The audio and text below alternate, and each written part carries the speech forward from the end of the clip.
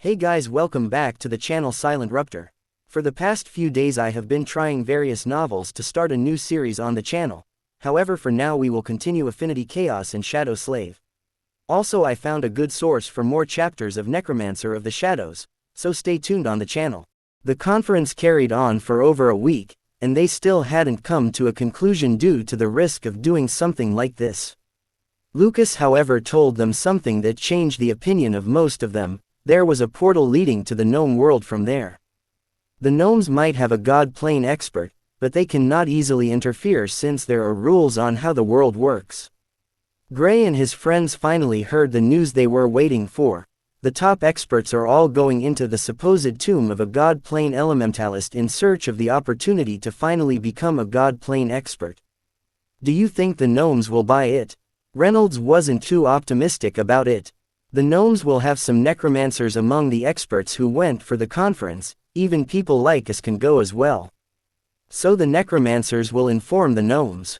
Klouse explained. Exactly. And once they hear the conversation between the experts, they'll know the human experts are not lying, nor would they want to give them the chance to step into the gnome world.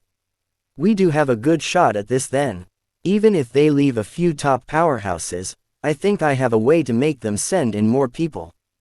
Gray explained. Oh, what's that? Alice asked. Who does the gnomes want dead more than anything? Gray asked with a smile. Definitely you. Given the ability you have, you're a threat to their existence. Klouse answered. Exactly. You seem to be forgetting something. Reynolds chirped in. The space is going to be sealed so as to keep everyone there. I already figured that out. In case you're forgetting, I have this guy with me. Gray pointed at the bunny leader who was sleeping. Others might not be able to get out of it, but I'm positive it can. Gray added. He explained where he first saw the bunny leader and how it has even been able to travel to the Chaos battlefield. Thinking about the Chaos battlefield, Gray couldn't help but think about how assimilating the Chaos energy to his essence energy boosted his usual attack power due to its superiority. How confident are you that he will be able to get you out? Reynolds asked. At least 70%. Gray replied confidently. That's still too risky. Without you, our mission there will be nothing more than a failure. Klouse didn't like the idea, neither did the others. The only way we can drag in more people is with me entering this place. They all want me dead, so they will naturally try their best to kill me since the opportunity will finally arrive. Gray explained. Before we can agree to that, it's best if you can speak to your father first. At least they should leave an escape route for you. Alice suggested. Gray's father is part of the people who would seal up the place, so it would be best if he can leave an escape route for Gray and the bunny leader. That's the only way they will be comfortable with agreeing to him going. As a matter of fact, they were even willing to enter this place with him. After all, there are a few early-stage sovereigns who are preparing to enter. All right, I'll speak to my father. I'm sure he will be able to help out. For now, I have some information about the hideout not far from here. They have a vessel, and this vessel is planning to enter the god's tomb. Gray said, this is not good news for us. They might be carrying some top experts and would enter the tomb from our side. Klouse said, naturally, but I've figured out the danger of these vessels and the reason the gnomes have kept quiet about it all this while. Gray looked at his friends with a cunning smile. When a vessel is completely destroyed, no matter the strength of the person hiding inside, they would be killed as well. How can you completely destroy a vessel without being vastly superior to them? Alice didn't think the vessel would be someone in the venerable plane. One thing to note about these vessels is that they are geniuses with unique bodies that makes it very easy for them to get to the sovereign plane. All vessels they've encountered to date are all in the sovereign plane. That's why you call someone who's stronger. Gray replied. When do you plan to kill this vessel? Reynolds asked. When it's obviously filled to the brim. Gray revealed a cunning smile. Of course he could take out the vessel now, but he knew the vessel is currently empty, which means there's no point in doing that. Waiting until it's filled will give them a greater reward since they would kill a few sovereigns, reducing the number of sovereigns coming from the gnome world. The gnomes would think they are going to get the advantage in this since they were willing to hide some people in the vessels. Gray on the other hand has something more lethal to the gnomes in mind. Track down as many vessels as he could that will be filled for this journey and take them all out simultaneously before the occupants of the vessel has the opportunity to step out. So we're no longer attacking necromancers' hideouts? Klouse asked. Nope, we're gathering vital information. We can wipe out a large number of sovereigns among the gnomes. You know they've always had the advantage due to being able to control puppets. Gray explained, so we'll take out as many as possible to even the odds. Well, I don't think we can even the odds, but at least reduce the danger for the other humans who will be entering that place. That's a good plan, I can stick with that. You should speak to your father and plan our escape route. Alice reminded Gray. Gray had no issue with telling his father his plan. They soon set off to start gathering information about each hideout around the continent they were currently in. They've already been able to know how many vessels were in the southern continent, and they were presently in the western continent, hoping to gather as much information as they could about the vessels. Gray's plan was to kill off all vessels who were willing to work with the gnomes and to look for a way to save the others. If there was no way, then they would be sacrificed for the better good of the humans. Gray spoke with both his father and his mother about his plan to use himself as bait to draw most of the gnomes into the god's tomb. Not just that, with the speed at which he is improving, the gnomes would not want him to break through to the god plane since even then, their god plane elementalists that were overseeing their world would be in danger. Gray is already very dangerous as it is. With his current strength, only gnomes in the mid-stages can stand against him and the chances of them defeating him is also very slim, so they needed late-stage sovereigns, powerful ones that will be able to quickly dispatch him. They all knew he had a lot of tricks up his sleeves, hence the reason he has been able to escape every assassination attempt, and even the few times he fought against stronger opponents, he tends to always escape. Lucas and Martha felt allowing Gray to come into the god's tomb was too dangerous for him, especially with the necromancers going with them. But then Gray gave them the news of the necromancers having vessels and wanting to stock them with sovereigns who would then enter from the human side and would most likely wait until the humans and the gnomes clash before coming out. Having such a good number of people suddenly coming out means that the humans would find it hard to defend and will suffer from unimaginable losses. Being the only one able to identify these people meant that they had to take Gray. The thought of being able to kill those necromancers while wiping out a large number of gnome sovereigns was very tempting. This was a good opportunity for Gray to fish out many necromancers, and Lucas was also planning on using this chance to purge the humans of necromancers. Of course, there will be a few top ones that they can't locate, but with most of the weaker ones dead, the top ones will lay lower than what they're doing right now and wouldn't want to attract the ire of the other top experts. Gray and his parents spoke and he agreed to help them fish out necromancers. He decided to go as far as creating a technique that will enable him to locate even those hiding necromancers. He has already gotten a way to locate them, but those hiding in plain sight are harder to sense, and they are the most dangerous ones. For that, he would need a candidate to be researched on. Of course, no necromancer will willingly agree to be experimented on, but that's where the part they're hated by almost everyone comes into play. Gray wouldn't feel any remorse while conducting his research on the test subject they would capture from a hideout soon enough. He felt the stronger the test subject, the better. When his friends heard about his intentions to kidnap a third-stage necromancer, they were bamboozled, but also thrilled. A third-stage necromancer would push them to the limit, at least if they weren't all fighting against the necromancer. Individually, they could at least exchange a few moves, but they will be completely overpowered within a short time and defeated. So they will try to fight 2 against 1 and use the third-stage sovereign to hone their skills, especially Alice and Reynolds who broke through later than the first duo. Gray and Klouse were very close to the second stage of the sovereign plane, and if not for them slowing down on their hunt for necromancers, they might have broken through already thanks to the constant battles. Tricking a third-stage necromancer isn't going to be easy, but once again, Gray's name was very alluring to these necromancers as they see it as a chance to get on the good side of the gnomes, which will make life easier for them.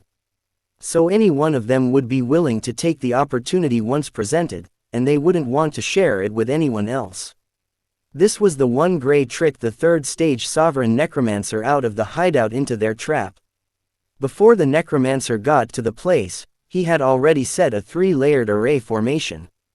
The first one was to ensure there was no way the necromancer could escape, the second one was to hide the aura of the battle from the outside world since it was very important no one else comes here, and the third one was to boost the strength of him and his friends.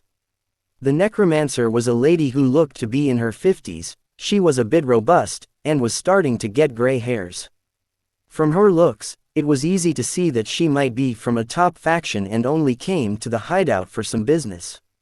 Necromancers who look like these are the ones who are always hiding in plain sight. Reynolds and Alice stepped forward when the lady got to the center of the array. "Who are you two?" she asked calmly, no signs of worry in her tone. "We're just wanderers," Reynolds replied. "Why are you blocking my path then, wanderers?" The lady looked at the duo and could already see through their cultivation stage. They were both in the first stage of the sovereign plane, which meant that they were within her ability to handle. The problem is that they were so young, which can only mean one thing: they are from a top family or faction. She knew there were a few factions and families that had ways of knowing who killed their geniuses, and she didn't want to draw any attention to her. "Nothing, we just thought we should stop you," Alice answered. "I'm from the Purple Cloves faction, and you wouldn't want to have any issues with my faction, would you?" The lady squinted her eyes to a slit as she asked. She was just as the group predicted, from a top faction, and was only there for some business before this juicy opportunity presented itself to her. "The Purple Cloves faction?" Alice asked with a confused expression before shaking her head and turning to Reynolds. Never heard of it." "Have you?" "No, I have not, but I have heard of the deceitful necromancer hiding among them." Reynolds looked at the lady with a smile on his face. "Two wouldn't mind fighting under it. Since his breakthrough, he hasn't really been involved in a battle that was completely above him. This was the one he wanted to use to train himself for what is to come when he enters the gnome world." Boom. Alice and Reynolds separated from their Seelie and Elemental Warrior respectively, using it to stop the attacks of the puppets before merging with them once again. "Oh, a boy with an Elemental Warrior, that's a very rare sight, but you're not the first. A girl with a Seelie, that is also rare."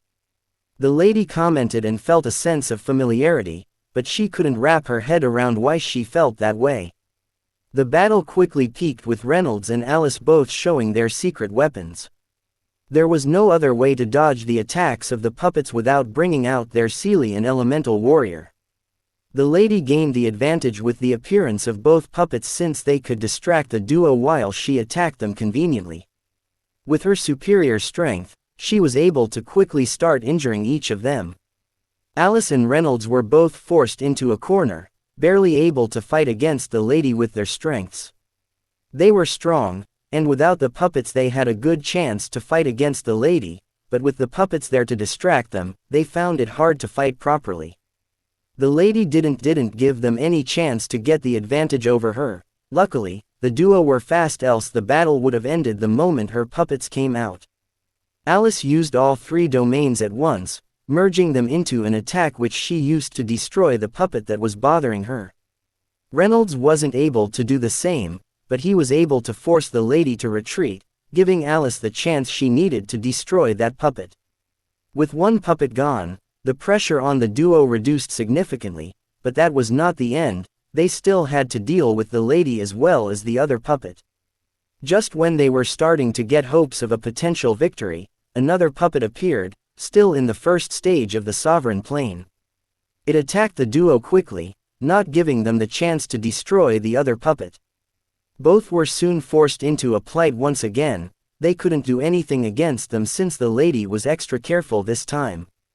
Not just that, but they could sense the effect of the darkness element started to show signs in their bodies. This was as a result of taking multiple attacks from the darkness element. The darkness element was a brutal element that once it finds its way into the body of an elementalist, it can slowly corrode the essence of the elementalist, depending on how the user of the darkness element desires. Gray and Klouse watched the fight from below, waiting for their chance to come. The chances of being able to defeat this lady without Gray's ability to cut off her link to her puppet was small, but he didn't want to defeat her in that manner because he needed to make sure he used his abilities as much as he could to battle. If he wasn't forced to the end of the wall, he wouldn't know what he's truly capable of. Alice was the first to be sent flying, but she was protected by her ice dome. Reynolds couldn't fight against the three on his own and was soon sent crashing to the ground. You two brats think you have what it takes to stop me. You might be powerful, but not on my level. I wouldn't mind making puppets out of you. I can cultivate you to the peak of the sovereign plane. You two have the talent to achieve this. The lady was pleased with the items she acquired. Gray and Klouse stepped out from their hiding place as they stood before Reynolds and Alice. It's our turn. You guys have seen what you can achieve. Klouse didn't hide the reason behind all four not fighting the woman simultaneously. Two more, I noticed something was off. So you four are using me as target practice. The lady didn't panic, rather, she looked around, trying to find where the powerhouse was hiding. You think we brought someone who can ensure our safety? Gray asked. He remained nonchalant as he replied, you don't have to worry about that, we are here alone. Do you think anyone assigned with our safety will allow you to do that to them? Klouse asked. So you two want to see if you can deal with me? The lady asked. Gray and Klouse nodded. They were about to attack when the lady suddenly spoke up once again. I know how this usually works. The fact that you four willingly stepped up and did something like this doesn't show you have blind confidence, it shows that you're certain that you will win, which is not something that's good for me. The lady said. She knew things like these only happen when the assurance of killing the other party was 100%. She might be able to defeat them, but they can kill her. This she was very certain of after seeing Gray and Klouse. She didn't know who they were, but she could tell that they weren't dumb or overestimating themselves, which meant that they could kill her. What are you implying? Gray stopped Klouse from attacking. I win, I get to leave, alive, in whatever way the fight ends. You win, and you do what you already have in mind. The lady suggested. We can renege on our words if we are defeated. That's why you swear on these. The lady tossed something to them. What's with necromancers and these things?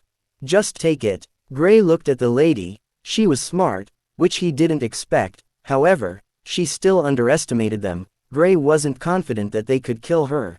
That was a certainty. He was also confident that they could beat her. After all, without her puppets, she wouldn't be able to fight against the onslaught of both Gray and Klouse. Fine, but let me make something clear to you. I don't lose such wagers, especially to a necromancer. Gray did what was required of him with the orb, and so did Klouse. Reynolds and Alice went to the side to rest, trying to recover their strengths.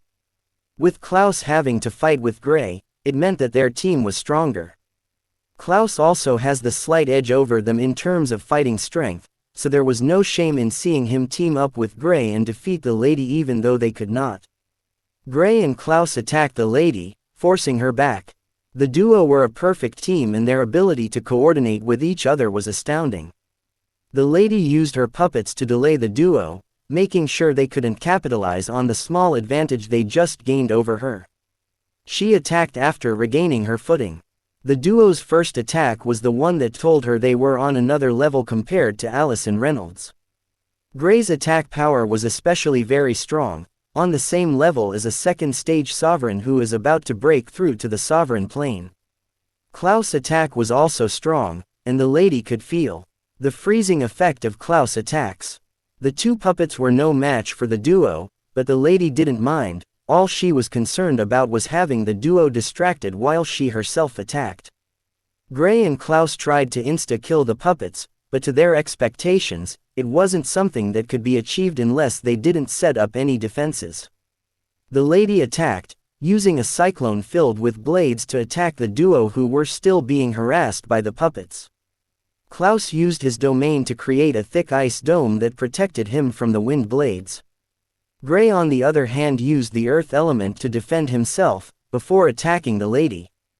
The lady didn't act carelessly while fighting with Gray and Klouse, she was even more serious compared to the first fight. She retreated and used the puppets to once again stop Gray and Klouse from advancing towards her, and when the duo were about to fully dispatch the puppets, she stepped in, attacking them when they least expected it. Her tactic was a wise one, not giving the duo the opportunity they wanted. She has gotten a taste of the power the duo wielded, so she knew they indeed have the chance to beat her as long as the opportunity presented itself, but she wasn't going to allow that. Klouse froze one of the puppets, and just as he was about to destroy it, the lady intervened once again. Her battle strategy was starting to become annoying to Klouse. He knew what the lady was doing, but there was no way to stop it since all is fair in love and war. The lady wanted to win at all costs, and given her superior cultivation stage, she could outlast the duo when it came to a battle of attrition, especially when she's not doing most of the fighting. Bud. Gray punched the puppet he was battling away and shook his head, not yet. Klouse grunted softly before attacking the puppet, sending it flying. This time, the duo didn't try to follow up on the puppets, rather, they went after the lady. At least the puppets will need a second or two to come back, that was enough time for them to exchange blows with the lady. The lady knew what they wanted and unleashed her wind domain. The entire place turned as Gray and Klouse felt a powerful force trying to repel them back. Gray created a fire blade and sliced through the wind domain like a hot knife through butter. Klouse on the other hand unleashed his domain, covering himself in snow. He drifted through the wind like it was nothing. The lady looked at the duo as they approached her. She attacked as they were trying to get close. Gray phased through the attack, something the lady never expected. This gave Gray the chance he wanted as he drew close to the lady and attacked. Unleashing a fusion orb at the lady. Klouse covered the lady and the fusion orb in a dome, encasing them to make sure the impact of the orb was felt to the fullest by the lady. Boom! The ice dome shattered and the lady shot away from the place before a powerful explosion followed. She managed to get just out of the explosion in time, but she was still hit by the impact. Getting hit by the impact was better than being in the same place as the explosion. She could tell that the orb Gray used was not ordinary. Such an intriguing orb. I didn't get the chance to study it properly. Even though she was battling, she was a powerhouse, and seeing something as unique as the fusion orb, she was curious about it. Gray and Klouse were about to continue their assault when the puppets returned. Gray made 2 inscriptions and used it to keep his puppet occupied while he darted after the lady. The lady, seeing that her puppet couldn't stop Gray, attacked. She was strong, and knew alone, she could overpower Gray. Gray and the lady attacked, but exchanging attack after attack. Gray dodged most of her attacks, and so did the lady. They were both fast, but due to having the higher cultivation stage, the last was faster than Gray. Her robust body didn't impede her speed one bit, she moved very fast, dodging most of Gray's attacks. The lady was about to attack when she noticed Gray's figure had changed to that of Klouse. Klouse attacked with his ice needle, as fast as he could. The lady didn't see it early, but she managed to use the darkness element to stop the ice needle even though half of it had pierced through her right shoulder. She could feel her body starting to grow cold, and she quickly used the darkness element to force out the cold essence the ice needle released into her body. The place the needle pierced was freezing on the outside. The lady was once again taken by surprise when Gray appeared once again and attacked with the fire element. The lady blocked, but she was once again met with Klouse, who used a powerful ice blade to aim for her head.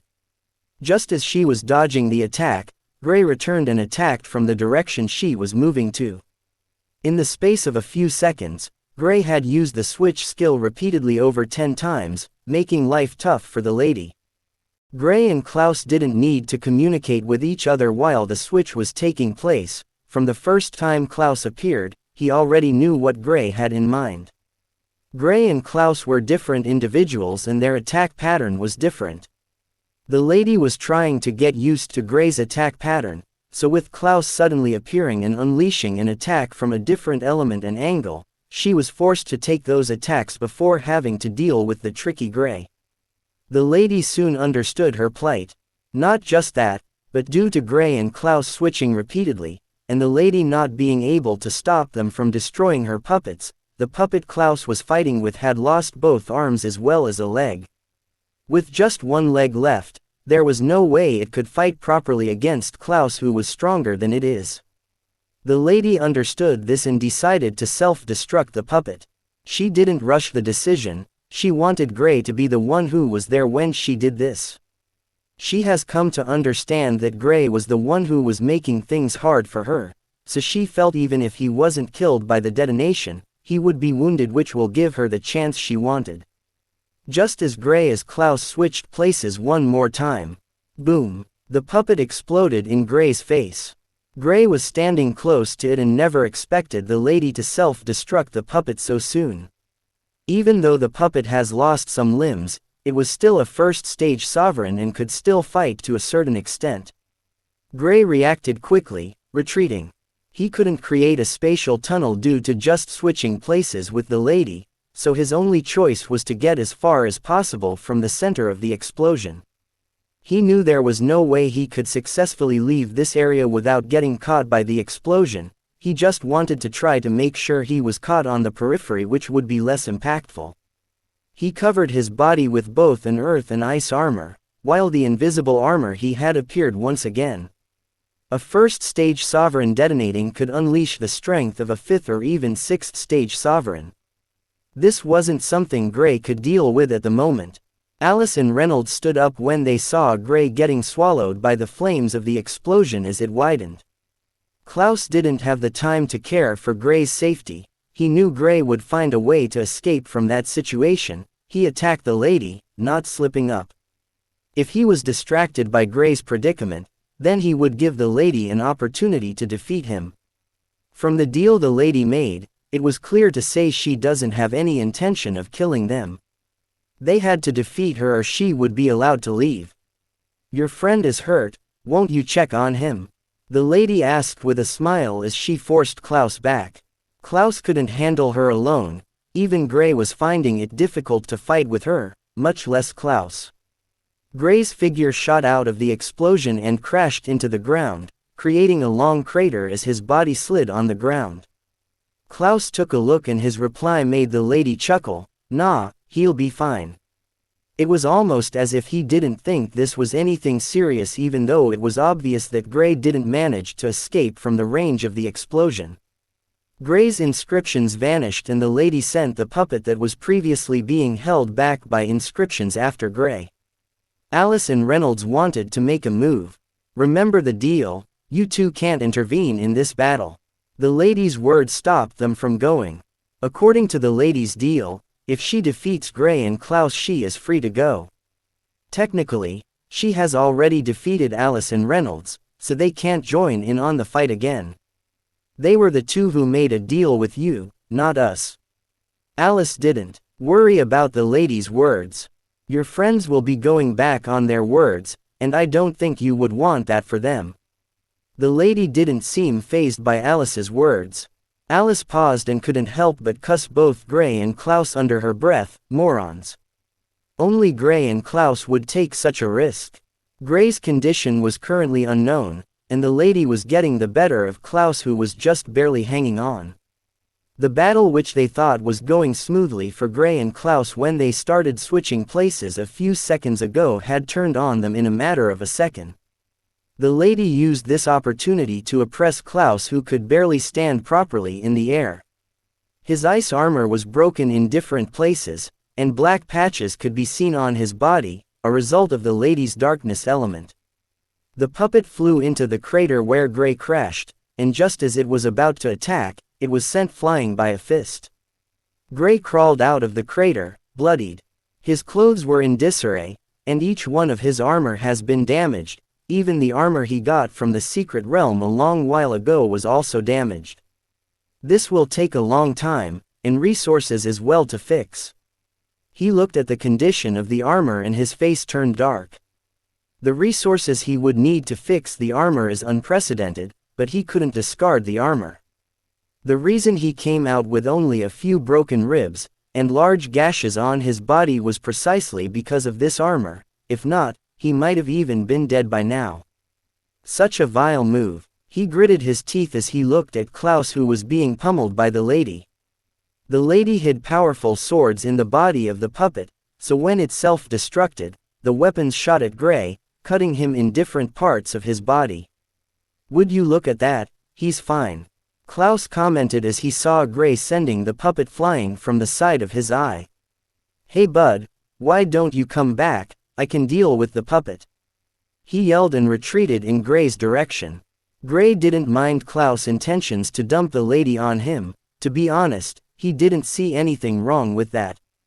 Klouse wasn't on the same level as the lady, and in a matter of a few seconds, he was beaten to such a state. Gray shot up from the ground, heading straight to the lady like a missile. The explosiveness of his speed whenever he used his physical strength made him even faster than the lady for the first time since the start of the battle. The lady couldn't keep up with him and he managed to get a clean strike on her, making her retreat a few steps back as a gash appeared on her left arm, just above her elbow. The lady looked at Gray's condition, stumped. She couldn't believe he not only survived that detonation even after being so close to it, but he was still able to unleash an even greater speed and attack as well. What sort of freaks are these kids? The lady looked at them once again and couldn't help but feel like engaging them in a battle was a mistake. Impressed. I have a very tough body. Gray could see the shock in the lady's eyes, so he said. Very tough indeed. I'll break you soon enough. The lady attacked, using the darkness element to attack. She made a scythe as she slashed out with it. Klouse tossed a thin sword over to Gray and yelled, "Don't break it." The chill coming off the blade of the sword was outstanding. This was the sword Klouse acquired in the same secret realm Gray obtained the armor. Gray used his icy flames to wrap the blade of the sword and attacked. Klouse went on to fight with the puppet. He heaved a sigh of relief, and almost wanted to scream in joy that he was no longer fighting with someone who was overpowering him, but someone he could overpower now. Gray and the lady exchanged attacks, while Klouse dealt with the puppet. It didn't take long for him to deal with it. The puppet had taken significant damage from Gray's attack, so all he needed to do was deal the finishing blow. With the puppet gone, the duo teamed up on the lady. She could handle one of them, but fighting the two simultaneously was a little too much as she started to sustain injuries. Klouse was a devious individual. Unlike Gray, he didn't attack the usual way. Each of his attacks were ones that forced the lady to either take his attacks, or Gray's attacks. There was no way around it. Either she took Gray's attacks, or she took Klouse's own. Klouse's attacks seemed to be the most sensible option at first, but as time went on, she started to notice her movement was slowing down. The only reason she has been able to keep up with the duo was because of her speed. With her speed gone, she was at the mercy of Gray. You tricked me. She looked at Klouse. No, you allowed yourself to be tricked. Don't put the blame on me. Klouse reiterated. The battle continued, and what was worse was that they were at the peak of the battle. There was no way for her to escape. Klouse and Gray were relentless, attacking in a never-ending manner. A minute later, the lady could barely move and was completely drained under the duo's combined effort. Like I said, I don't lose these types of bets, Gray said as the lady collapsed on the ground. The lady wasn't the only one to collapse to the ground. Both Gray and Klouse fell on their knees as well. They were exhausted. The fight took a lot from them. Even though they had the advantage after disposing of the puppets, the lady was still a third-stage expert who was able to land a few blows on the duo. Do it, the lady said while laying on the ground, helpless. She lost, and losing in such a manner meant she would be killed by the duo. Actually, I have other ideas. Gray was still panting, but he rose to his feet. The lady breathed heavily and Gray noticed a figure about to attack him from behind. He smiled and looked at the lady. I was waiting for when you would bring out your hidden weapon. The lady felt a draining backlash as she coughed out a mouthful of blood. Gray Dawson, she muttered weakly. In the flesh. Now I see the reason for your confidence. The lady finally understood why she felt they were familiar. She had heard about the genius Gray Dawson who was wanted dead by the gnomes and his talented friends. She never expected that she would encounter these people in such a manner. And after battling with them, she felt they indeed deserved to be called the best geniuses the continent has ever had. What do you want? The lady asked. She knew there was no point in trying to struggle with Gray and it would be futile. Gray didn't kill her even after forcefully cutting off her link with the puppet she kept hidden, which meant he didn't have any plans to do so. You'll see. Gray sealed her cultivation before finally calming down. He was drained. This was one of the toughest battles he has fought over the years. He was used to fighting with people at most a stage above him, and in the sovereign plane, the gap between a first and second stage sovereign is clear as day, so entangling a third stage sovereign could be termed as suicidal, yet with the help of his friends, he won. Alone, his chances against this lady were almost zero, unless he takes advantage of the fact that he could immobilize her for a second or two thanks to her being a necromancer. The group went into seclusion after apprehending the lady. Gray started his experiment with the lady, searching for ways to track necromancers, even those that hide in plain sight. The lady was the perfect subject for this experiment since she was one of these people. Alice and the others decided to stay away from the world as well as they all tried to benefit from the battle with the lady. While the group went into seclusion, most of the top powerhouses had started to move towards the place they were supposed to gather before entering the god's tomb. Most of the sovereigns in the Aurora continent were later informed about the trip to the god's tomb and the possibility it holds. They knew the majority of the sovereigns would want to try at the chance of such an opportunity. The number of people waiting outside the entrance to the god's tomb increased as the day went by. Most of the experts from the top factions and families hadn't arrived yet, hence the others were waiting for them. The top factions and families were setting things up before their return from this journey. 2 weeks went by and most of the top factions and families were gathered there, even the Dawson family were already present. Gray was with his father in the Dawson family. This was the only way people would know of him heading into the god's tomb. His father ensured there would be an escape route for the group. Gray and his friends headed to their respective factions, coming to the gathering with them. It's been 3 weeks, what's holding them back? Klouse complained while the group sat away from the gathering. I have no idea. My dad says once these guys get here they will open the portal leading to the god's tomb. Gray didn't know which people they were waiting for. How many have you located? Alice asked. 12. Gray replied. There can be hundreds of gnomes in these people. Reynolds said. Since they're here, they are definitely filled. Gray said. What about the necromancers hiding? Reynolds asked. Before they came here, Gray was able to complete his experiment before killing the lady. So they knew he could sense necromancers in this gathering. At least 200, including the vessels. Gray replied. That's a lot. Klouse said. Yeah, but my father is just above the peak of the sovereign plane, he should be able to deal with them. Gray didn't worry about this matter. From the hiding necromancers present, he hasn't sensed the presence of a peak sovereign yet, so didn't think there was anything to worry about. How can you prove they are necromancers so we wouldn't provoke some top factions? Alice asked. We're still thinking about it. Gray replied honestly. He didn't know how his father had in mind to deal with the consequences of killing these people without sufficient evidence. I guess we'll only be able to find out when we get there. Klouse said. The group didn't know what would happen, but Gray assured them that his father had a way to handle the matter and he believed it. The group didn't speak about it any further and focused on what they might possibly encounter in this place. A few more days went by before the last group they were waiting for arrived. It was the Number faction in the Aurora continent that has the strongest elementalist in the entirety of the Aurora continent. Gray examined the group arriving and saw a familiar figure. It was the young lady he helped when he went to the secret realm that connected to the Gnome world. Oh, no wonder they were so nice. Gray recalled the attitude of the Burchard family when they asked for his help in the secret realm. The young lady saw Gray, and seeing his face, a look of surprise appeared on her face. Gray didn't take more than a glance before focusing on other things. He thought about the vessel he handed over to his mother. According to his mother, she was kept somewhere her essence would be sealed. There was no way to escape from the place without the blood essence of the person that kept you there. Gray thought about the other vessels as well, and a majority of them were willing to become a vessel. He didn't speak with anyone other than his friends before the opening of the portal started.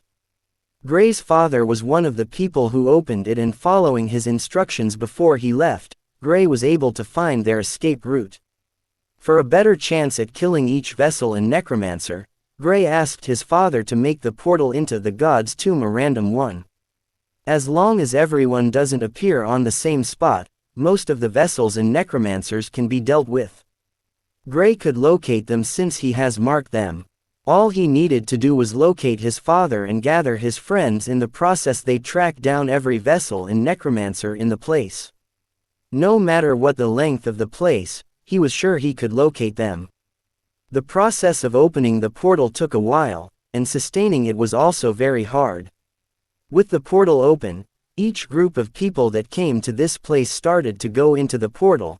They didn't have any idea of the randomization of the portal, so they all felt they could group together.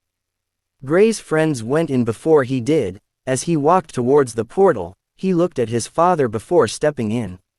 A few minutes later, all of the groups present were inside, and only the top experts in the Aurora continent were left, those above the peak of the Sovereign Plane. "Do you think it will draw them there?" one of the peak experts asked. "Of course, they can invade our world, but we can also enter theirs. Knowing we can destroy their world just as fast as they can, they wouldn't want to take the risk." The top experts all exchanged glances before stepping inside one after the other. They knew a few people would only come out after they enter, and those people wouldn't miss such an opportunity, so they must definitely come, but not with them standing guard. The people they were referring to were the top experts in the half-god plane among the necromancers. There are few half-gods, so whichever one turns their backs on humanity can be easily fished out, unlike those sovereigns and those of weaker cultivation stages. And as expected, a few minutes after the group entered, 6 people appeared outside the portal. "Why don't we use this opportunity to take over the continent?" one of them asked with a sly grin. "What's the point of having it when a god could be produced? If any of them becomes a god, we're finished." Yes, god plane elementalists rarely involve themselves with things involving us, but it doesn't mean that they can't do a thing or two to us. All they need is an instant and we're dead. Another one of the necromancers spoke up. "I know, I just wanted to see what thoughts you had about this opportunity. We still have the chance to become gods, and once we achieve that, we don't need to fear either the gnomes or other humans. They are forgetting the reason we are doing this in the first place was to produce a god who can stop this stupid invasion. It doesn't matter what they think, when we become gods, they will have no other choice than to see reason with us. Forget about all this, let's head inside and fight for this opportunity too." The moment the 6 passed through the portal, it disappeared like it was never even there. Inside the god's tomb. When Gray appeared inside, he couldn't help but look around, dazed. He was trying to wrap his head around how his father was able to accomplish something like this. This was a separate world, like those secret realms, and it is said that god plane elementalists are capable of achieving such a feat, but it was practically impossible for those below that stage, unless there were secrets hidden from those who aren't strong enough. Gray brought out his tracking device and headed straight for his friends. He told them to stay put once they entered so that he would find them quickly, and he knew they would do as he told them. On the way, he found 3 necromancers, all in the early stages of the Sovereign Plane. He didn't let them go, killing them immediately. With the benefit of being undetected, even the one who was in the third stage wasn't able to fight with him. He first dealt a deadly blow, before cutting off the necromancer's connection to his puppet when he brought it out. All battles didn't last up to a minute combined. He had killed 3 sovereigns just thanks to them not being aware of his presence. Gray could be said to be a perfect assassin due to the abilities he possesses. His versatility with all elements meant that even if the first strike didn't kill his opponent, he could still fight with them for a few more minutes or so. Against necromancers, he was particularly more effective since once they survive the first attack, their first thought would be to bring out their puppets since they don't know who they're battling. Alice was the closest to Gray. He saw a few people from different factions and families, even a few from his mother's family who he also avoided. Gray passed through all the woods before arriving at an empty field. He couldn't see the end of the field. "How did your father pull this off?" Alice was just as amazed as Gray was. "He did it with some people, but I still don't understand how they were able to do something like this." Gray indicated that his father wasn't the only one to create this place, and he also showed her he was clueless about how this place was formed.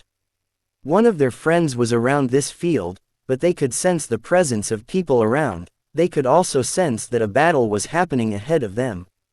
They rushed through the field and soon found the place where the battle was taking place. Reynolds could be seen, like a soldier, covered in armor as he battled with 2 people. Both were in the second stage of the Sovereign Plane. "Why don't you make this a fair fight?" Gray and Alice appeared after this statement as he attacked one of them while Alice joined Reynolds with attacking the other person. "What happened, bud?" Gray asked after forcing the person he attacked back.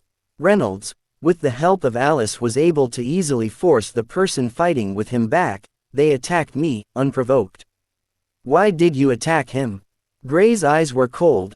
When he saw them from afar, he could sense killing intent coming from them, so he knew they intended to kill Reynolds, and if they hadn't come, Reynolds would have been able to escape, but he would have been injured as well. "You know fully well why we attacked him," one of the duo said. They were both ladies. Gray's expression showed how dumb he felt the question was. "Would I be asking you if I knew?" "That's left for you to figure out. Just know that whenever we catch either you or your friends alone, we'll kill you," the other lady said and turned to leave. Gray laughed when he saw this, before asking a question. "Haha, I think you're mistaking me for someone else. If my guess is right, you attacked him because he's my friend, correct? And so, you see, that's why I'm saying you must be mistaking me for someone else." Gray's playful demeanor disappeared in an instant and unbridled killing intent surged out. "'Cause if you did your research properly, you'd know I'll kill you." The 2 ladies looked at Gray, and burst out laughing. One of them looked at him and asked, "You think you can kill us?" Guess being a genius makes one overly proud. Actually, here's the thing. You're trying to escape because you already know the odds aren't in your favor. First off, you couldn't kill my friend, even though you 2 clearly have the higher cultivation stage, and the numbers on your side. Gray smiled and looked at the lady he attacked. "Secondly, how's your broken arm?" He attacked physically, punching the lady on her arm. He knew the arm was broken, but she quickly hid it so they could escape. Unfortunately, they didn't think Gray would want to kill them. "Let this matter go, if not, you're only attracting more enemies," one of the ladies said. The one Gray attacked added, "Do you know what faction we're from? It doesn't matter what faction you're from, even if you're a descendant of a god, even if your father is a god, I'll still kill you." Gray's killing intent surged and he attacked this time, not only sending it out as a form of warning. Reynolds and Alice attacked as well. They didn't care what factions these ladies were from, Reynolds especially. If he wasn't strong enough, they would have killed him before Gray arrived. He never thought these 2 would attack him. Luckily, he kept his distance, so he had the time needed to react quickly to their attacks. The duo's expressions changed and they didn't try to attack, rather, they turned to flee. Gray and his friends didn't give them that opportunity. Klouse is a good distance away from here, we will meet multiple sovereigns on the way. Gray said to the duo as they stood on a mountaintop. It has been a few minutes since they got together, and they wanted to search for Klouse. Gray made the tracking device in ways that he could separate his parents from his friends. His father could appear wherever he wanted in this place, but the same couldn't be said for most of the people present here. They went after Klouse, and as for the two ladies, they've been killed.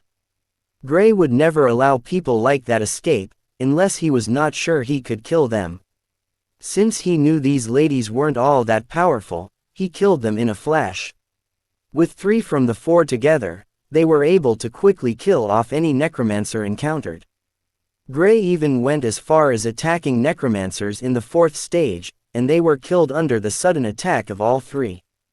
Gray used a 4-colored fusion orb, and the power behind the attack was at the very peak of the 3rd stage.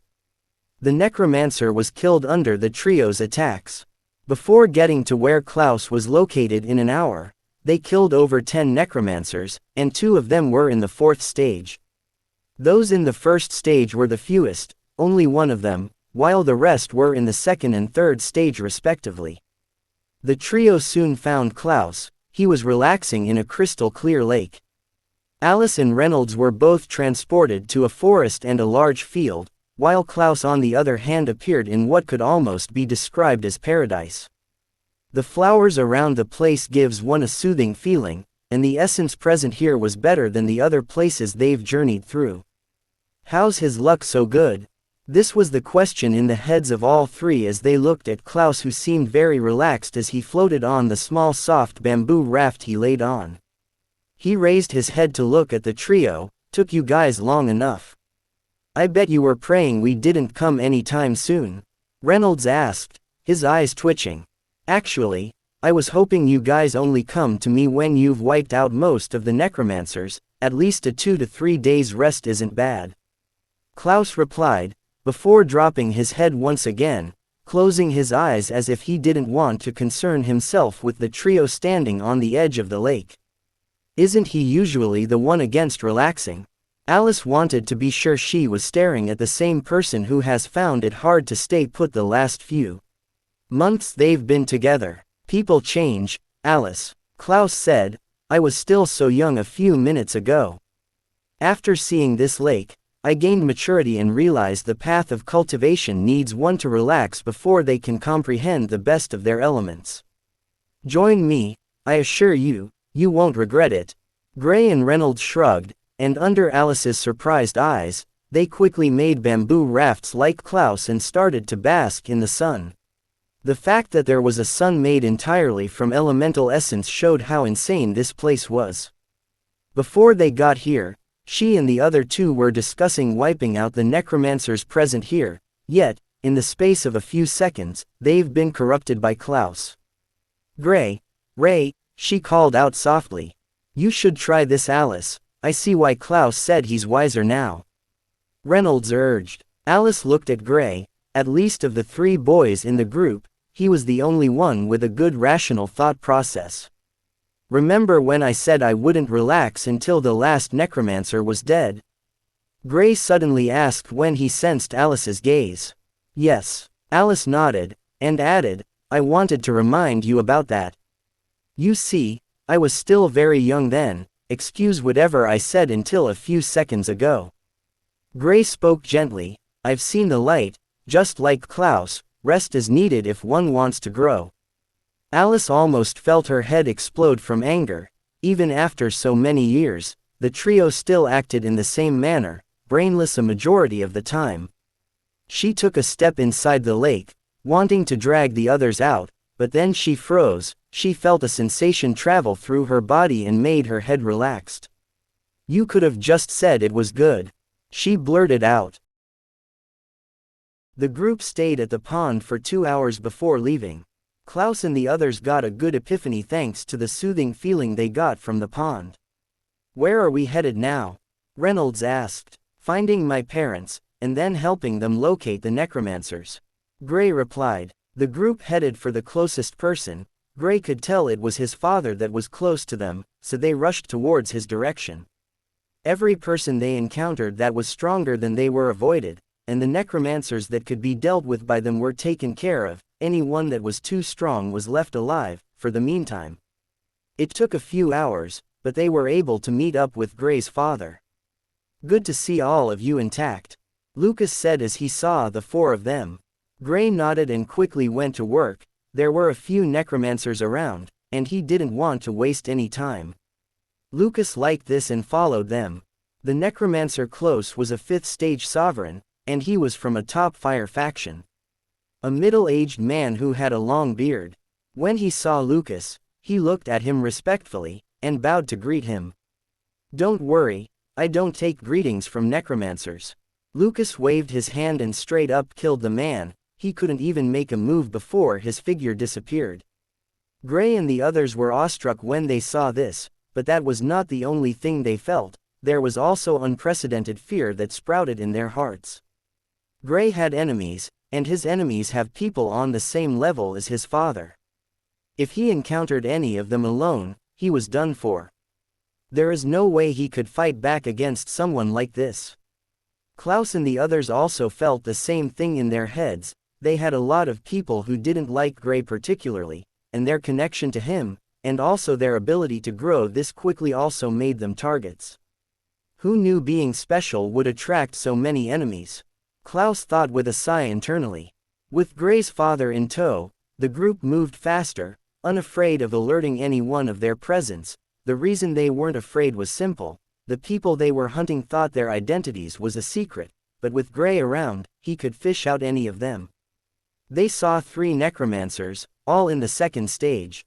"We'll take care of these guys," Gray said and charged out. His friends followed suit. This was a good way to train themselves. Even though they could beat these people, he still wanted to fight.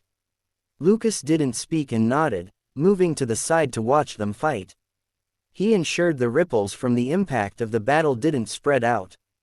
A few minutes later, the group returned, all 3 necromancers dead. Impressive, but I would have ended things faster. Lucas was impressed by their abilities, but he felt in situations like these, he should kill the necromancers with one blow so they could head on to the next one.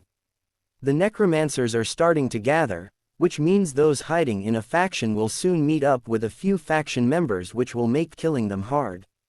Gray understood this and nodded. He wanted to leave this place as soon as possible and sneak into the gnome world.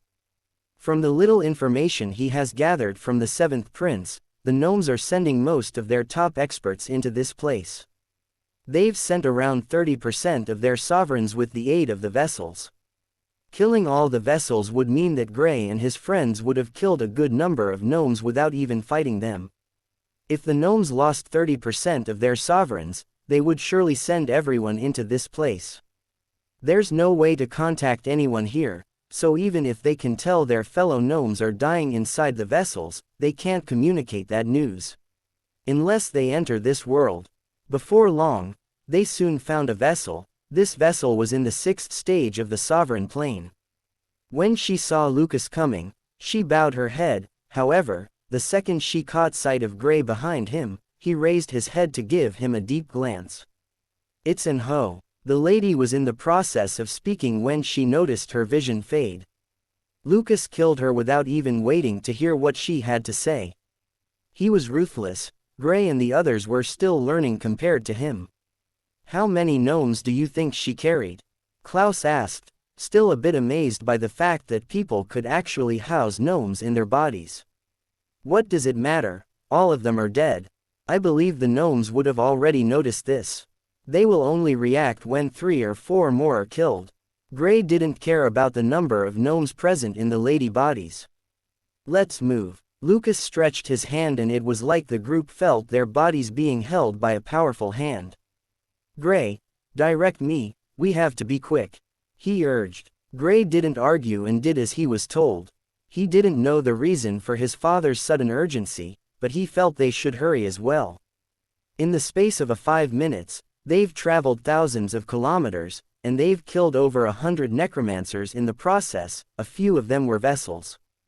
Gray felt the urge to check with the 7th prince. With 6 vessels killed already, he was sure they would have been alerted by now. The Gnome world. The seventh prince was respected in the palace. Even though he was the weakest amongst the princes, it was common knowledge that he had the best talent when it came to cultivation. He has been excellent all his life, until he encountered Grey, the only blemish in his life so far. In the palace hall, he saw a group of high-leveled elders rushing into the palace's hall. "My emperor, we have an issue," one of the elders said with a grave expression. "What's the matter?" The emperor, who was seated in a gigantic chair, even though he has a small stature, asked with a calm voice. "We've lost so many of our people. You know, they sneaked into the humans' god's tomb, hoping to come out unnoticed and kill humans from within their camp." The elder explained, before tossing an item, a large number of crystals on the ground. Each one of them was broken. "So many," the seventh prince blurted out. "Change the plan, everyone, into the god's tomb. Since there's a way to enter our world from that place, then we should go and welcome them." The emperor said. Rage could be heard in his voice. He wanted the humans to pay for what they've done to his people. The humans were too lowly to be compared to them. "Father, can I?" The seventh prince wanted to confirm if he can enter the god's tomb. "None of the princes should leave the palace, for their safety," an elder said. When the seventh prince heard this, he frowned slightly but nodded. Internally, however, he was beyond excited. Grey was the one controlling the prince at the moment, and he didn't want a situation where the seventh prince or any other prince wouldn't be in the palace. One of his aims in the Gnome world was to make the seventh prince the only one who can take up the position as next emperor. As long as the seventh prince becomes the emperor, then he automatically gets control of the Gnome world, which was a massive win for them. The emperor supported the idea as it would mean all his sons would be kept safe, away from the dangerous humans. "Father, I heard Grey Dawson will be there." The seventh prince spoke with hatred. "Don't worry, he won't leave there, alive," the emperor said coldly. "Thank you, father." The seventh prince thanked the emperor before leaving the palace hall. When he went outside, he encountered a few people. The news of all the sovereigns entering the god's tomb was circulated and everyone knew about it. Within a few hours, most of the sovereigns in the Gnome world were on their way to the god's tomb, but before then, they've received almost triple of what was confirmed the last time. The anger of the emperor reached the peak as he walked towards the god's tomb. 30% of his army, his best fighters, were there, and they were getting slaughtered without even being able to fight back. From what he could tell, they were being killed while in the vessels. "Someone betrayed us, and we'll find out who, even if it's the last thing we do." This was the only thought in his head, killing the person who betrayed them. Only gnomes and necromancers knew about this. "Teacher, if Chris came here, hiding in plain sight was very easy." Grey believed he would want to come to such a place once he found out about it. But if he knows the full story, he wouldn't want to come since it would be a waste of time. Void and the bunny leader worked with what Grey's father gave to them and were able to locate the exit of this place. "Once we leave, there's no coming back to this place," Grey told the others. "Let's go, the Gnome world will be more exciting." Grey nodded to Void, and the group were covered with a light before vanishing. "Are you sure we got all of them?" Klouse asked after they left the god's tomb, appearing in the familiar Aurora continent. "Anyone I can't sense is either at the peak of the sovereign plane, or around the same stage as my dad. I don't think I have to worry about that," Grey replied. "And the vessels? No peak sovereign will agree to become a vessel, since that would mean they might die when the gnomes come out. The higher the cultivation stage, the harder it is for the gnomes to exit the body," Grey explained. "If you noticed, you'd realize that the majority of the vessels are those from the first to the fifth stage. The rest don't want to take that risk." "Oh, I see, I always wondered why it was so." With this out of the way, the group could head into the Gnome world without having to worry about the necromancers left in the god's tomb. Whatever the case, the humans there should be able to deal with it. They headed towards the direction of one of the portals they found. They had a few friends that didn't go into the god's tomb, but they didn't have the time to visit them. Most of them were in the Venerable Plane. Of all the people they were friends with, only one of them had gotten to the Sovereign Plane, Ellis. Gray didn't have any plans of taking him with him since there was no point in doing so. The fewer they were, the easier it would be to escape. Yes, most of the top experts in the Gnome world have left the place, but it doesn't mean there aren't a few present. They had to be very careful to ensure they were safe. Having the 7th Prince behind them will make things easy for them, but it doesn't mean it will make it any less dangerous. Gray has scanned all the portals around and he has picked the one he felt was best for them to use, and it was unexpectedly the one they saw the first time. They soon went to the place and Gray was able to make use of one of the bunny leader's bunnies to get the information needed. There was a guard there, but the guard has been changed to a peak venerable.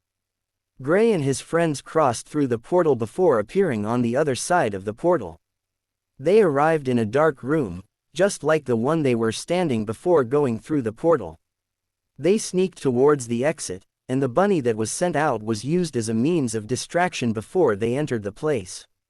The gnome wanted to speak, but he was instantly placed under Gray's control. Gray didn't kill him, rather, left him alone.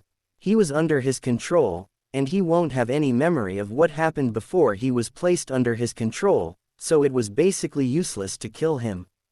Gray sent the man out to scout the area before they followed behind. Before long, they arrived at the door leading outside the building. Apparently, there was no one else in the building.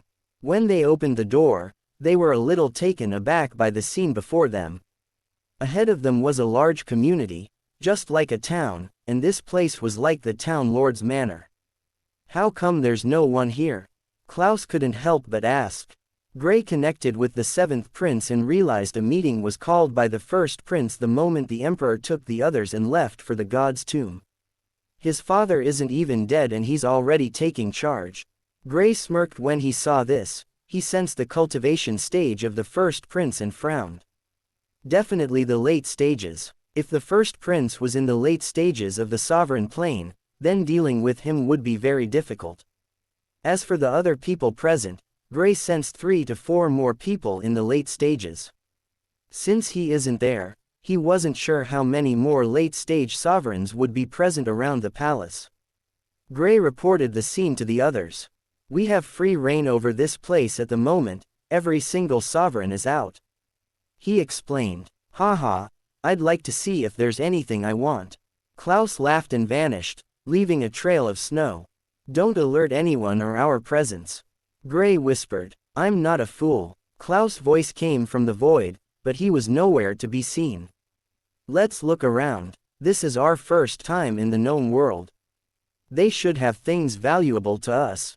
Gray said to the others and disappeared. He too wanted to inspect this place. He doesn't have too much interest in what treasures were present here, all he wanted to see was how they lived. Reynolds and Alice followed the duo's footsteps, going out in search of anything valuable. When they stepped out, they saw some humans walking around freely. They could sense the excess darkness element in their bodies, which came as a sign of them being necromancers. Not just that, but due to the fact that they weren't sealed in any way. Most of the humans they are seeing around were either chained with special chains or sealed. Only these few were allowed to roam without restraint, and even though it was evident their status was lower than that of the gnomes, it doesn't change the fact that they were having it easier than those who were sealed. Alice didn't understand how a human would leave the Aurora continent and willingly come to a world where they would constantly be looked down on. Even though they weren't turned into slaves, they were still being treated badly compared to when they were in the human world. There were a few at the peak of the Venerable Plane that can't even speak to any peak Sage Plane gnome due to the difference in status.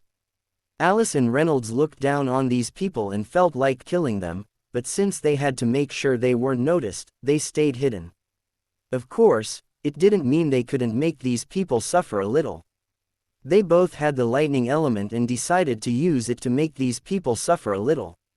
Gray and Klouse had different thoughts entirely. They didn't have any plans for these people. In fact, they pretended like they couldn't see them while they did what they had planned. Gray watched the place from the sky, studying everyone and how they interacted. He mostly studied these necromancers. They were the ones who wanted to pretend to be, so he needed to make sure he understood how they acted. While watching them, he saw a necromancer scolding a gnome. He was attracted over as he watched the event unfold. The necromancer wore special clothing and he had an insignia crested on his clothes. Gray found the insignia familiar, and after glancing through his memory, he recalled where he saw this insignia. It belonged to the owner of the manor he came out from.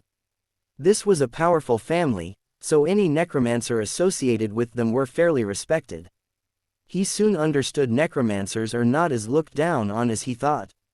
Since these guys could scold these people, it meant they had some status.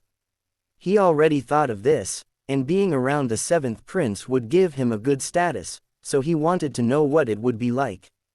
Now that he had confirmed his hypothesis, what was left was to head over to the palace. There were multiple kingdoms in the gnome world, all under the emperor.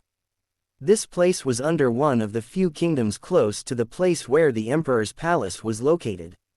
He went to the gates to wait for his friends. This place wasn't that large, so his friends were able to locate him in a short time. Once we get there, I'll have to keep you guys in my spatial ring, and only after being with the 7th prince can I bring you guys out. I'll look for a way to make it feasible to keep you guys out of the storage ring. Gray told them when they gathered. Understandable, as long as we get the chance to fight when the time comes, I'm good. Klouse said. What did you get? Reynolds asked, raising a brow. The Klouse he knew would never agree to be kept in a spatial ring for such a long period of time, but he willingly agreed before anyone else could. Nothing. Then why are you smiling like a pig? Have you ever seen a pig smile? Well, I'm looking at one, that should count. Let's go, we have other things to do. Gray stopped the duo from continuing their quarrel. Klouse snorted, you're lucky Gray spoke up for you. I'd have beaten the daylights out of you. Reynolds retorted, keep dreaming, princess. Who are you calling a princess? Gray kept tabs on the meeting while traveling with the group. The gnome world has an abundance of the darkness element, which made it a haven for any darkness elementalist. Now they understood why all gnomes had the darkness element, even though there are a few who have other elements along with it. The darkness element was customary since the abundance of the darkness element would largely influence the elemental affinity of the children. There are people who specifically ensure their places have an abundance of the fire element or any other element. This will greatly increase the probability of having children with the same elemental affinity. Most top families do things like this, hence the reason for the large number of same elemental affinity among the children. This will make the family popular for a particular element. It's natural that a few would have other elements rather than the desired one, but in most cases, the children always tend to have the same elements after their elemental affinity is tested. Gray and the group moved cautiously. He was already aware of what it meant to move freely in this place, hence, his darkness element was more evident right now. His friends didn't have the darkness element, but he had a way to make it show. All he did was to create an array around their bodies, and they exuded the darkness element even though they've never used it once in their lives. Gray is always resourceful, something all his friends are well aware of. It took a few hours, but they finally got to the city where the palace was located. The sheer quality of the darkness essence present here was almost triple what it was outside. As they moved closer to the palace, they noticed the essence started to increase even further. Now I see why that guy was advancing that fast. Gray commented as he looked at the palace. There was no way for them to get into it at the moment since the place was still filled with top sovereigns from all around the gnome world. What should we do now? Klouse asked. I've already prepared a place for us to rest before the meeting is over. In case you're forgetting, I have the 7th prince of the emperor under my control. Even if he doesn't have the authority to rule the empire now, at least he can still pull some strings here and there. Gray explained and told the others to follow him. They soon got to a tavern, and with a few words, Gray and his friends were escorted into separate rooms. Klouse and Reynolds left their room and headed straight for Gray's room, Alice did the same as well. The reason for this was simple: they were afraid of being caught. If Gray isn't present, there was no way for them to prove they were necromancers, so they had to make sure they were with Gray at all times. 3 more hours went by and the prince arrived with someone in tow.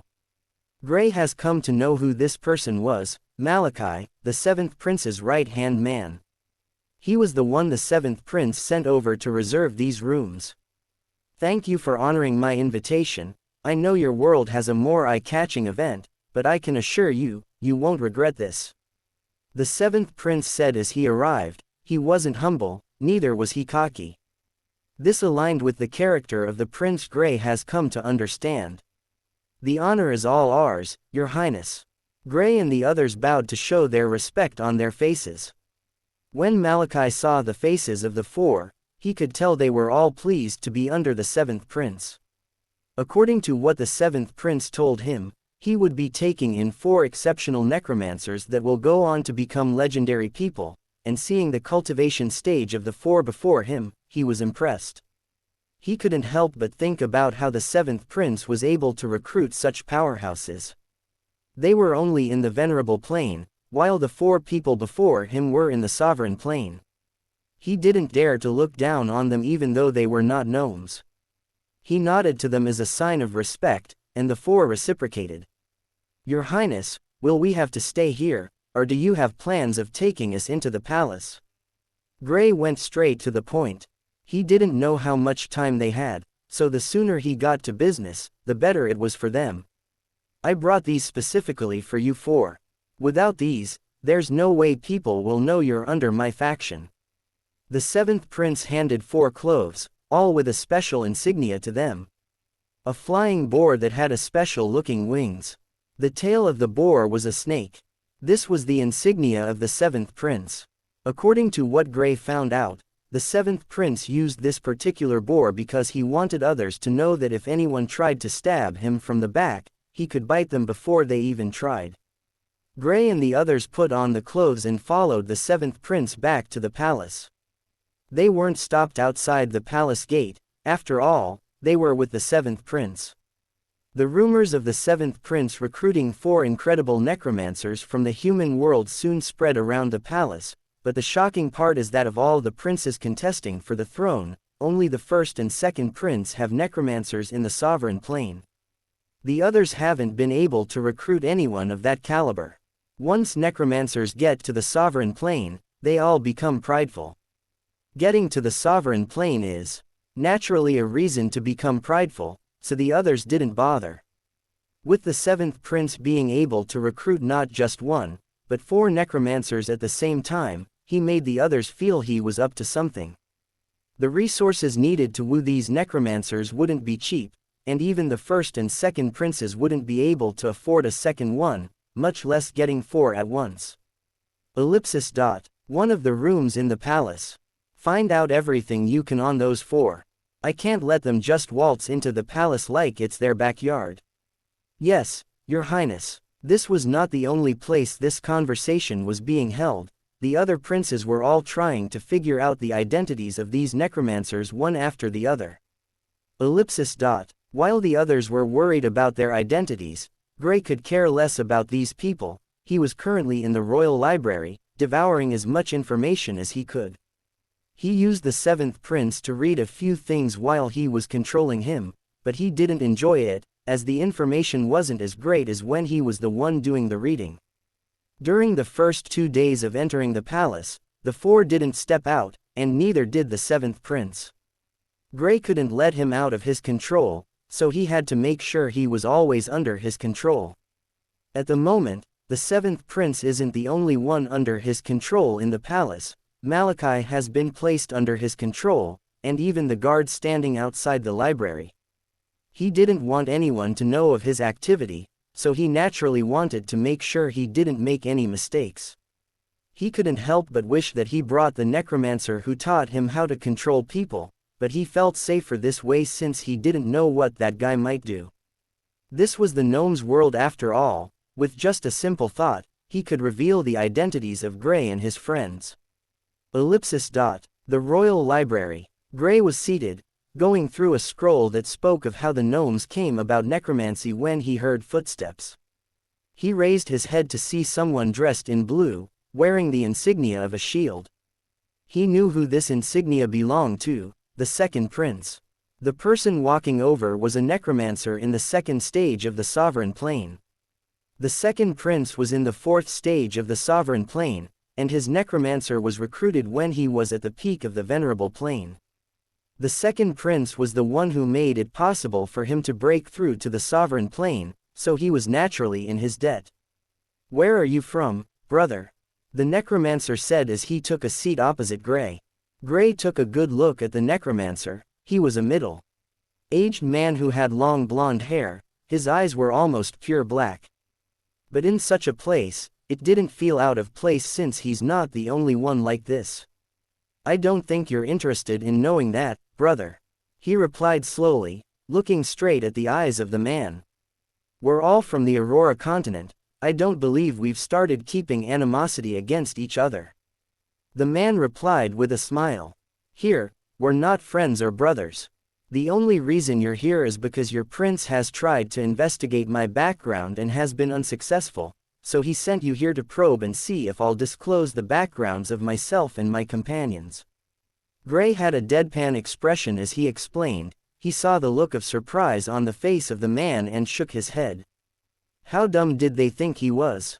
They might have gone to Klouse and the others, and since they were locked in their rooms, they searched for Gray and found out he was in the library. In truth, Gray expected this, hence the reason he made sure to keep Malachi under his control as well. If the other princes were to find out, Malachi didn't even know the identity of Gray and his friends, it might raise some suspicions, so he went for the safer option. "You're right, geniuses like you and your friends are rare, we're curious as to where you guys came from," the necromancer said. He looked at Gray and said seriously, "I'm Nigel, and the second prince is willing to offer you more than whatever the seventh prince offered. You look like a smart guy and should know how the hierarchy works here. The second prince has a higher chance of becoming the emperor, even slightly higher than that first prince due to his outstanding wisdom." "Oh, I'm not interested," Gray answered coolly. Why? Nigel couldn't understand why Gray would reject the offer. People like them in the sovereign plane would naturally align themselves with people who would be beneficial to them and their growth to the next stage.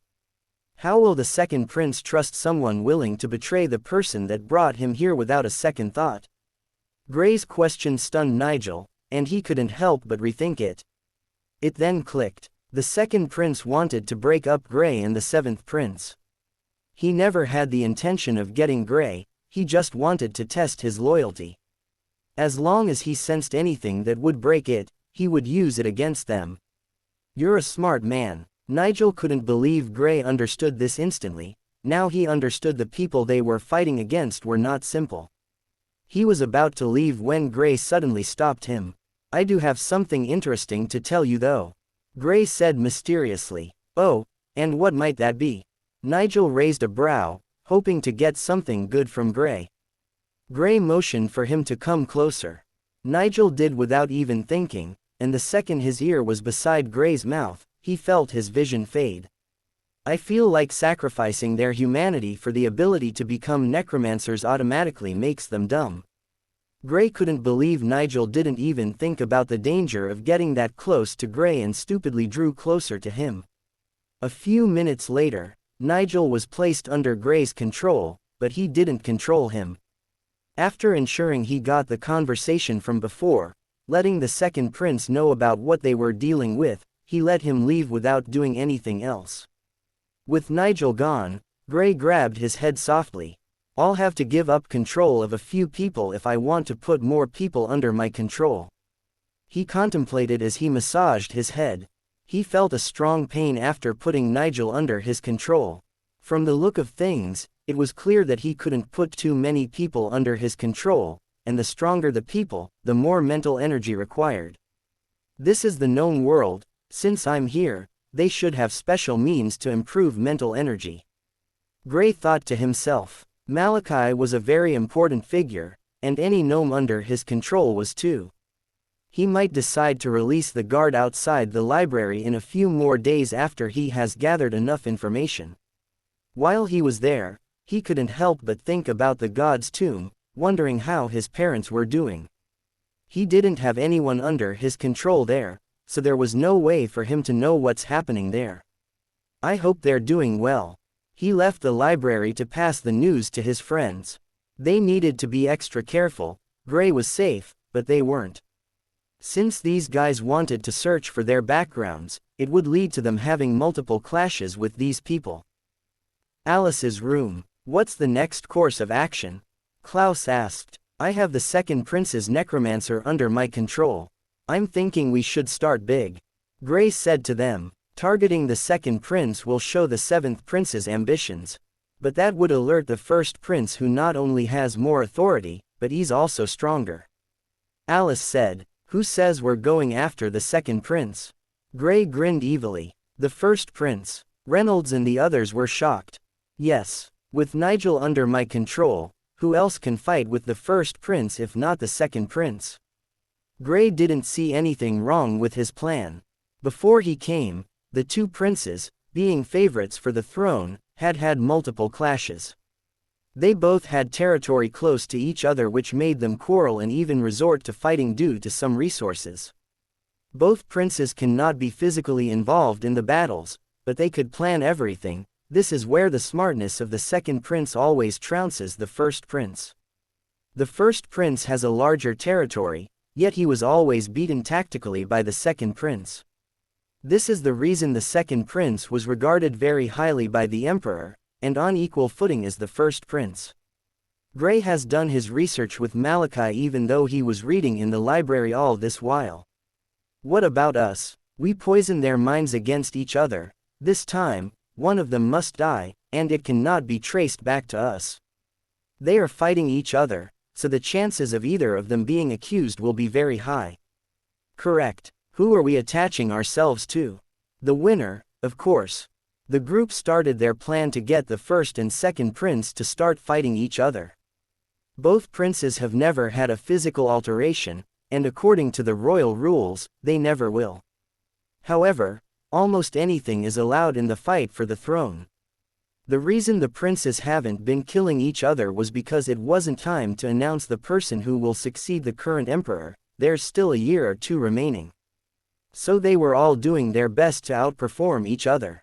At the moment, the most coveted treasure was Gray, but it was impossible to get him since he was in the god's tomb. Gray took the matter to the seventh prince with Malachi's present. When Malachi heard Gray's plan, he couldn't help but look at him in awe.